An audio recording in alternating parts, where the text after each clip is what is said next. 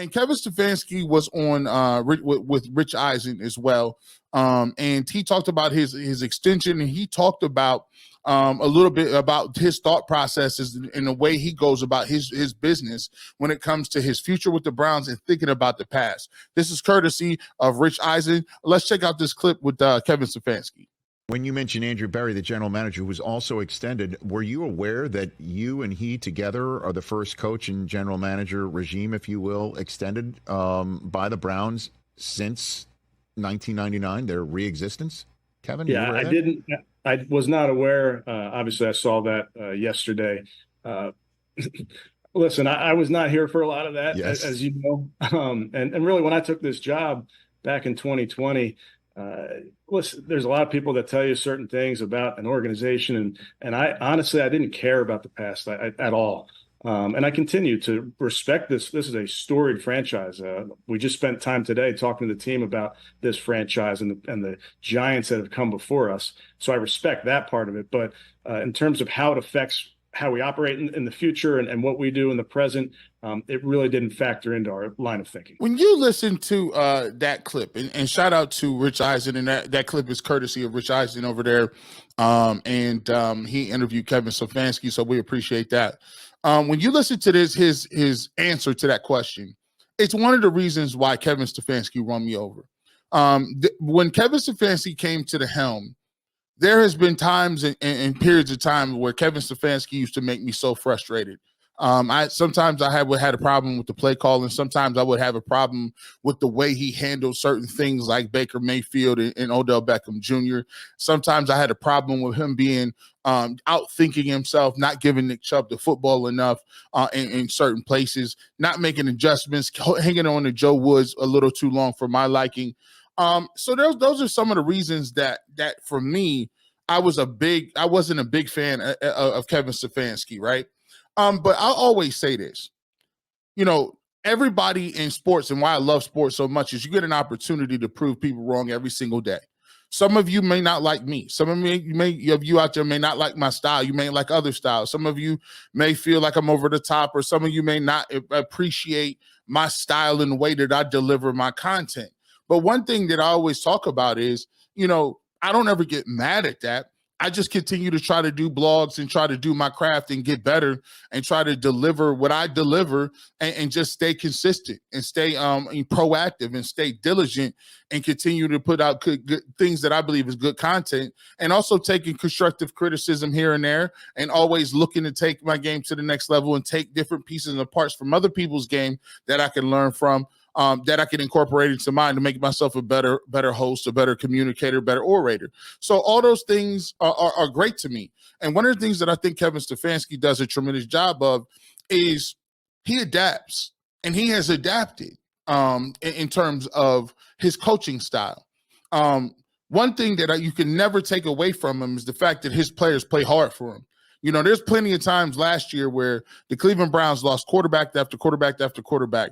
You go for a rookie DTR to PJ Walker, you get Flacco off the streets. Deshaun Watson played a little bit with him as well. But it's like you could just tell that his team played for him. And no matter how many people went down, no matter how many people, they had to get through, Cat still really showed up and played hard for Kevin Stefanski.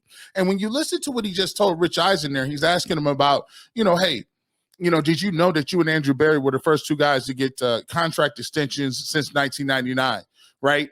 And I think Romeo Cornell and Savage got a contract extension, but then like a year later they both got fired. So that may have missed him a little bit. But the gist is, since 1999, you've probably been the most successful coach that we've had. And Kevin Stefanski said something that I think it was very important and it was interesting. Well, look, when I got here, you hear what people say about the organization, but I'm not worried about that. I'm worried about what I can do and put my spin on things and put my imprint on the organization.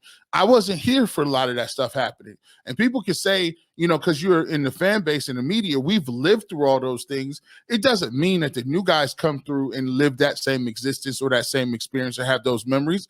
They're coming in trying to do the best that they can do and get with the best that they have and making their own mark. So that's one thing I could always appreciate, because he's thinking forward thinking. He's not thinking about that same old woe is me, we're the victims. And sometimes, to me, I think the Browns, we play the victim card so much where, look, no one's going to come in the NFL and give us some wins. No one's going to come and give us extra draft picks, or no one's going to lay down on the field and say, well, the Browns haven't won the division since 89. Well, the Browns haven't won anything since 64. How's about we just let the Browns win? Ain't nobody going to give that to you. No one's giving that to you, right? So you got to go out and earn everything you get. You got to bust your tail for it, and you got to go after it like with some veracity that you want to win, and you want to do it at the highest level. So Kevin Stefanski is already telling people, listen, we're not worried about the past. We're talking about what we're doing today and the future.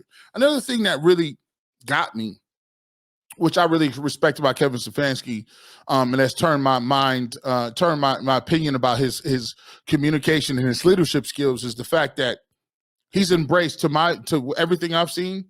He said all the right things about them taking the play calling from him.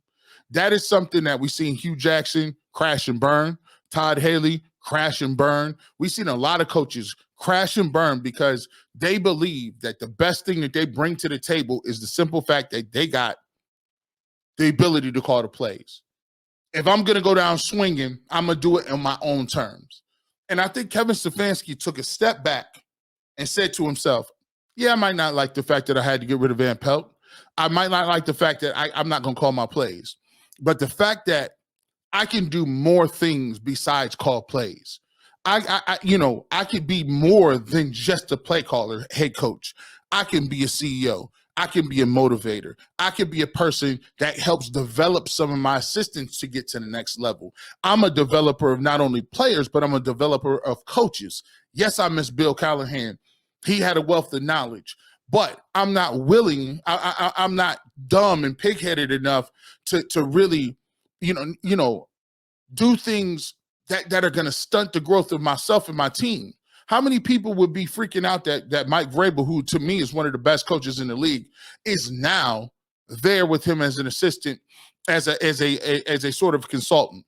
There's so many coaches that would be so insecure about their job and not having a coaching, contract extension that was already signed, sealed, and delivered, that they wouldn't take advantage of what that man can do and collaborating and creating a think tank of great minds to get your team to the next level. And so I commend him for the way he's handled not only bringing Dorsey in. I love the fact that he brought Tommy Reese in, who was a guy who was a coordinator for Alabama, coordinator at Notre Dame. Love what he can do as an entry-level guy. I love Deuce Staley's energy.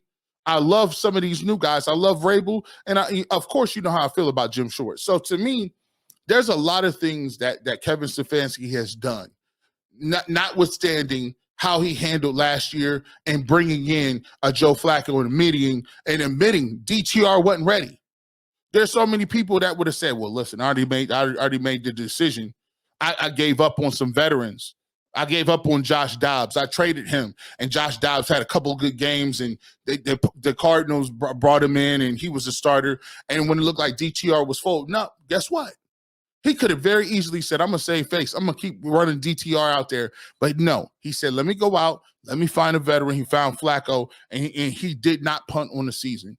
So he showed me a lot of different things. And I think sometimes, you ain't got to be, don't be afraid to say, hey, I listen, I think he's grown, and I think they made the right decision. So for me, that's why I look the way I look at it. And that's why Kevin Stefanski got the job extension, and that's why Kevin Stefanski will continue to be the coach of the Cleveland Browns, because he's worked on his game, and above all, he's proved people wrong, and he's every single year added something new to his personality, new to his coaching bag of tools.